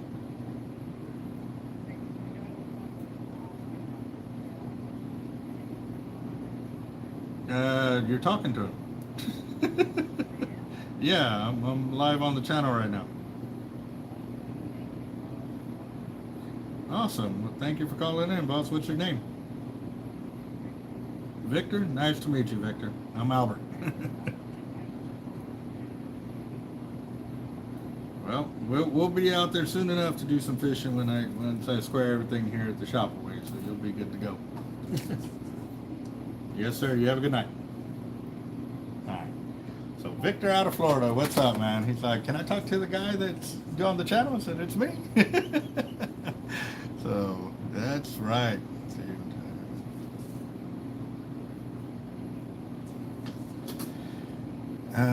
Okay, so right now I haven't started up a new drawing. I'm getting through this 20K subscriber giveaway because we're giving away 4 MXL Raptors, 4 Team Hard Life rods, 8 spools of braid, 2 custom fillet knives, a custom wallet by Jacked Up Leatherworks, and also a fishing trip for 4 to go alligator or shark fishing. The winners of those of the fishing trip, they will have a little vote between themselves to see which trip they want to go to. So it's definitely going to be interesting. We're leaving the door open for that because depending on weather, may be a big determining factor. I mean, if there's 60-mile-per-hour winds out there, we definitely can't go shark fishing and enjoy ourselves. So we'll probably go alligator gar fishing. Or maybe we know that the alligator gars are going nuts and we may go out there. But I know a lot of big sharks are getting caught. A lot of big sharks. So we'll see what's up. What up, guys? Canes Aquatics. How much for the MXL Raptor MC? They are $498, $99, I think that's what it was. Well, I know I was giving some price quotes a little while ago.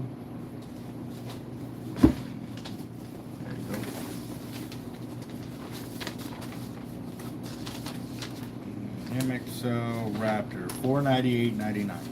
That's with MC. Yes.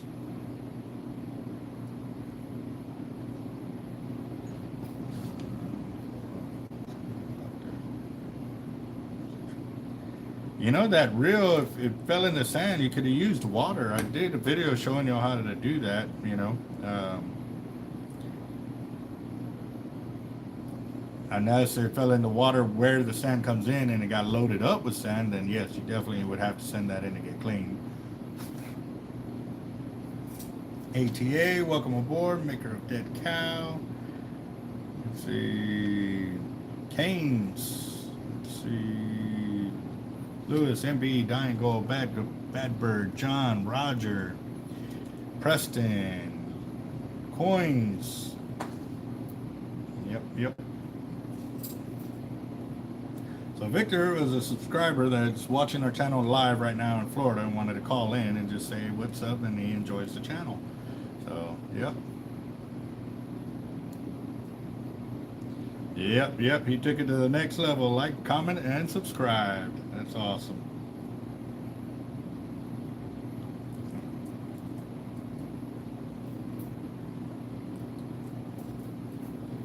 Yes, sir. I've seen a lot of new names tonight. This is awesome. This is what we're looking for, guys, is for y'all to be proactive with the channel.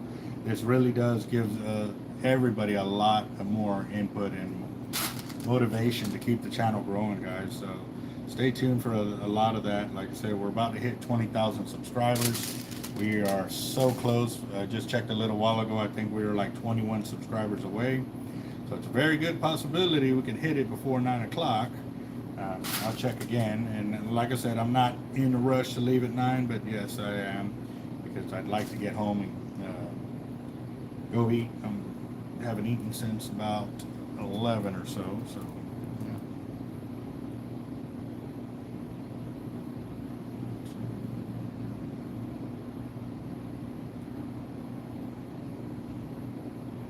I don't know if there's a cold water upwelling going on right now. I haven't heard anybody talking about it. Yes, they are. Yes, they are. There's a lot of big sharks being caught. I've been seeing a lot of 9-footers, 10, 11, 12-footers being caught, which is awesome to see a lot more people getting in on, you know, the shark fishing, but also too playing their part and, you know, releasing a lot of these bigger sharks. You know, it's really good to see that happening. For years and years, you know, any big shark that came up, it would just die, you know. So I'm real grateful to be part of the next evolution of the shark fishermen that was willing to let go a lot of them. Now, don't get us wrong, we released a lot of sharks just to do it, just because we were catching so many and we already had our limit of one that we could keep. So we would still stay out there and keep catching and releasing them. But, you know, we saw a lot of big sharks just get killed for a pair of jaws, and I wasn't about that one. So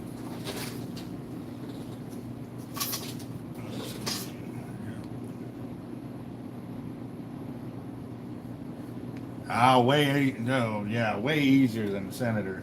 I've broken down pin reels, and man, that springs. Oh, I hate that bridge spring, or the double springs for the bridge. Yeah, no, I'm not a fan. Not a fan of those at all.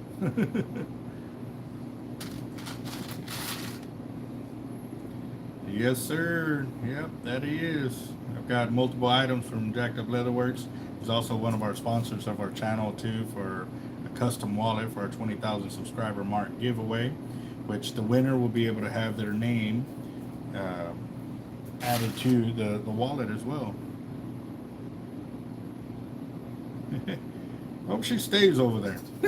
That's all I can say. Stay over there.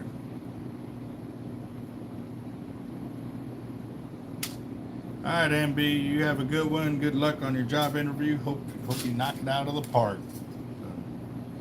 Chevy, how you doing, boss? Been talking to quite a bit of people that are fishing out at Cope Park. They've been having a lot of good reports of great fishing, big drum, big reds being caught, which is awesome. That is awesome to see that pier so alive with action. That's real cool. We actually had some guys stop in our shop yesterday, and you know, they were all dead set about live bait, this and that, and I finally kind of coaxed them into using some fish bites. Well, they came back today wanting to get more and stuff like that, which was awesome. Definitely, sometimes, you know, you got to be open-minded to try some new fishing tactics, especially from the local guys that are here. Definitely for us, we're going to try everything.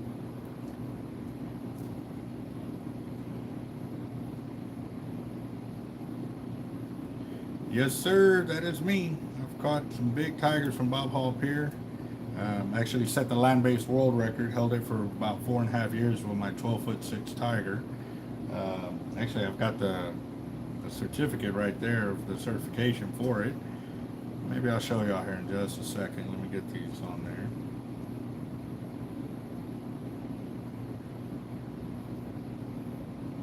there. There you go, there you go.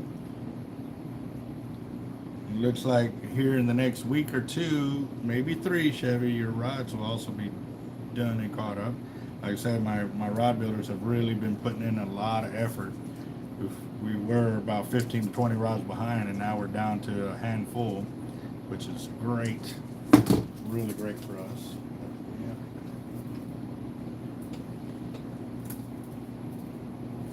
Yeah. All right, I'll show y'all a little wall over here real quick, guys. So, right here is my certification for my land-based world record of my 12'6" tiger that was caught. And that's the video that's on Breakaway Tackle's YouTube channel right there.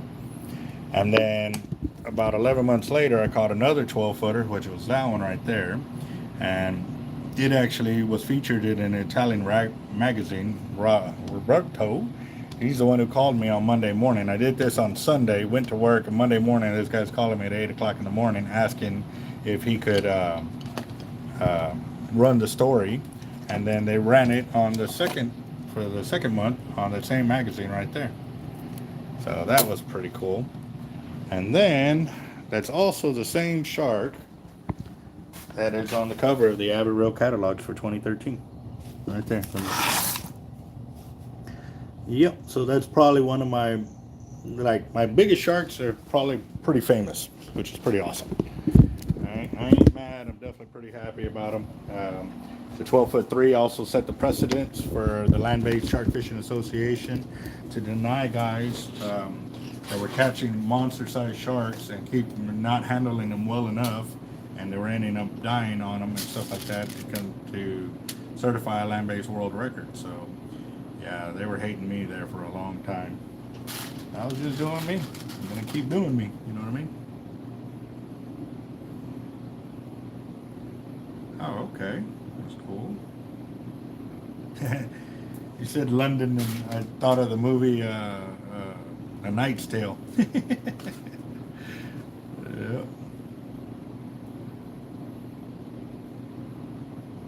Thank you, sir. Yep.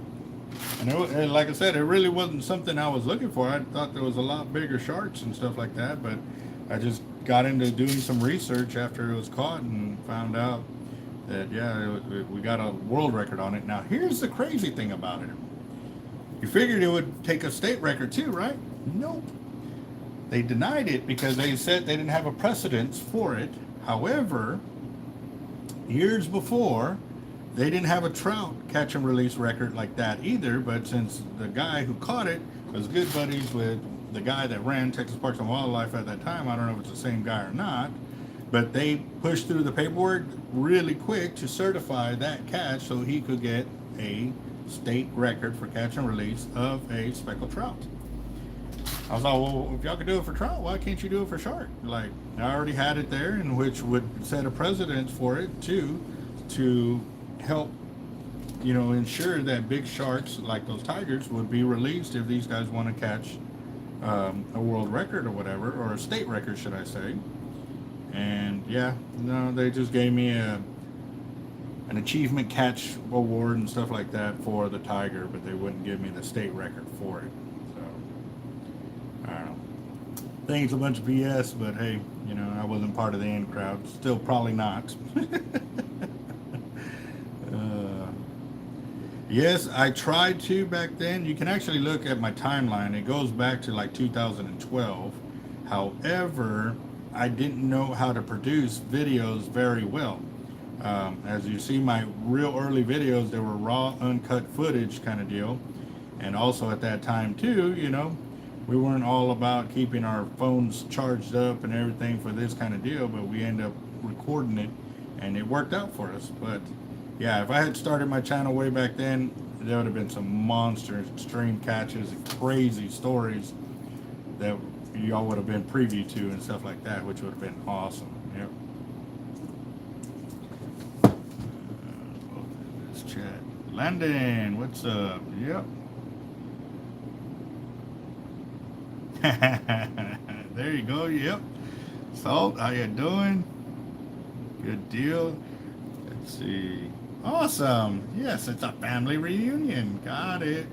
Let's see where we are. We break 1980. Oh, look at that, guys. We're 18 short of 20,000 subscribers, guys. 18 short.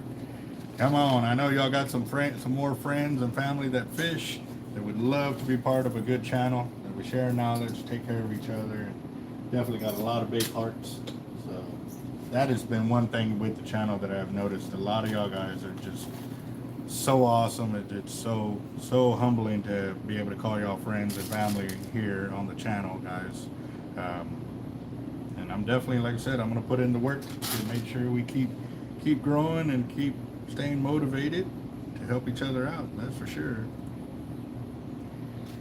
Well, Maker of Cow, I really do appreciate you chiming in on our channel over here, and stay with us, guys. I do appreciate you chiming in from London. That is so awesome. Yes, sir. The Hard Life family right here. That's for sure. All of us go through it, and we're proud of it for sure. So, that was a cool one. Dead cow. Maker of dead cow. I like that. That made me hungry though. Yeah,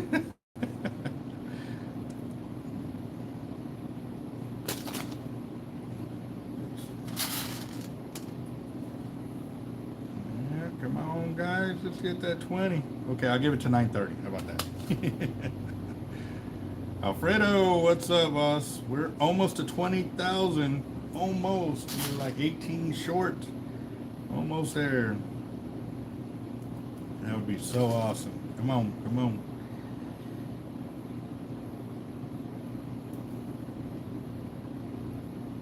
Cold ones. I'll definitely get a cold one in here if we can get to 20,000, or a hot beer. I don't care. I'll drink them both. I'll drink them both. I don't care. Let's see.